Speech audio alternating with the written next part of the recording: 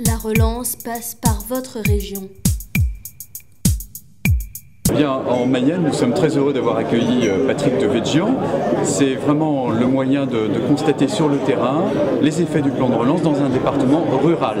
On a souvent tendance à penser que le plan de relance c'est fait pour les grosses agglomérations, là où il y a un chantier naval, là où il y a des grosses universités, là où il y a des grosses infrastructures.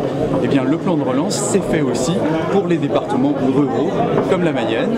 Nous avons eu l'occasion ce matin de signer des conventions avec des maires de communes rurales. Ce sont des conventions qui vont permettre à des communes de recevoir pour leurs écoles des équipements informatiques, ce qu'on a appelé le plan école numérique. Je pense que c'est très important que l'État, à travers le plan de relance, s'associe aux efforts qui sont faits dans les écoles rurales.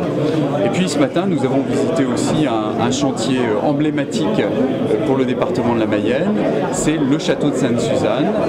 Les travaux qui étaient engagés depuis plusieurs années ont connu une phase d'accélération grâce au plan de relance et ces travaux sont terminés depuis 3 semaines maintenant.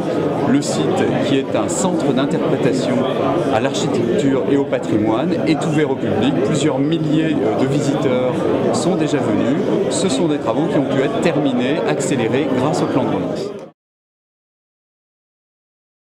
Hier, nous avons fait le point avec mes collègues parlementaires en mission, comme nous le faisons régulièrement autour de Patrick Devedjian. Je crois que ça a été l'occasion de constater que le plan de relance est bien parti. Plus de la moitié des crédits sont déjà engagés. Il va y avoir une vague d'accélération de ces engagements de crédit au mois de septembre, à l'automne. Alors bien sûr, notre travail ne s'arrête pas.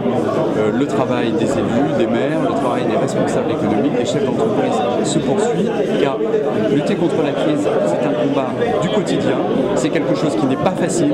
Cette crise est loin d'être terminée et nous avons maintenant à imaginer, dans les semaines et dans les mois qui viennent, ce que nous allons devoir mettre en place pour continuer à soutenir l'activité économique et l'emploi.